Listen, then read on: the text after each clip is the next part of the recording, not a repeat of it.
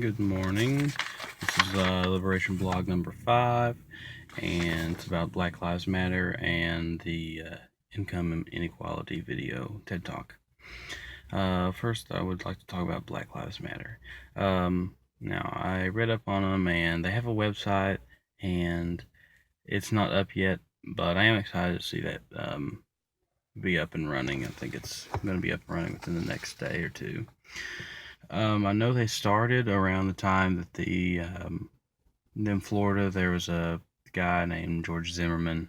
He shot the young black man, Trayvon Martin. But they really picked up speed after the Ferguson thing and the Ferguson incident, and with Mike Brown and the police brutality that occurred there. But why do they actually exist? And I boiled it down to that they exist to give a larger voice to the black populace and to shed light on the continued oppression that they face. And it's just an overall, overarching reason why they exist. Some of the goals that I saw that they really stick to is they want to provide a community for the oppressed people and the oppressed black people in general, because obviously racism isn't dead, or we wouldn't be facing the problems that we still face today. They want to shed light on police brutality also. We know that police can oftentimes overstep their boundaries and take advantage of black people. Not even black people; they could take advantage of anybody. There's a lot of cases right now where police don't only brutalize minorities, but they brutalize their they brutalize white people also, and they just seek to solve the racial injustices that our society faces every day. A couple points of, well, actually, I have one point of disagreement, really. The fringe groups that say they are involved with Black Lives Matters, that are the cop killers. It's a big public service is a big thing for me. I'm a big supporter of the police, and I'm a big supporter of justice. And no one deserves to die, first off. These people who say they belong to Black Lives Matters and then go and kill the cops, feigning the objectives and the goals of Black Lives Matters, are, first off, cowards, and second off, they're harming their own cause.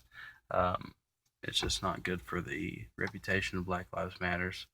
But to address that, Black Lives Matters has come out and they've made statements that these people do not belong to their group, and I respect that. But it's just continuing to happen. We just had one actually in Kentucky a few weeks ago. A state trooper got killed. Okay, why is all lives matter offensive to the people of the movement? That's a good question. But I think the answer lies in the fact that the Black Lives Matter movement itself is to bring some type of resolve to the racial issues that black people face. All lives matters, yes, but we have seen in the past that some lives matter more than others, which is the big deal here.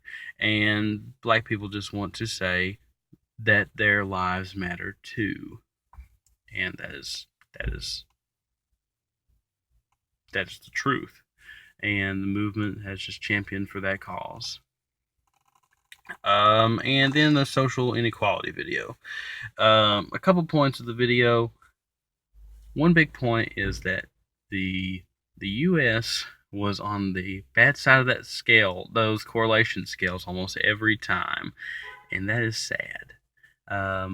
Especially the trust scale. I feel like I trust people a lot, but apparently on that scale, we are not to be trusted, and that's pretty bad. And I don't like the fact that people in this country are less trustworthy than people in Japan. Not that I'm racist against Japan or anything. I just think that I just like to think the America is the best, but it's often not. It's rarely not the best anymore. And another comment they made: if you want to live the American dream, you could go to Denmark. I do not like that because again, America's the best, but it's not. And when faced with that reality, it kind of hurts. Um, let's see. Oh, the psychosocial effects of inequality is a big thing, and I think it feeds into the consumerist nature of America, and it is harming our society. And I would like to look at the systems that affect um, social inequality within America. But that's really all I got to say today. So, see you in class.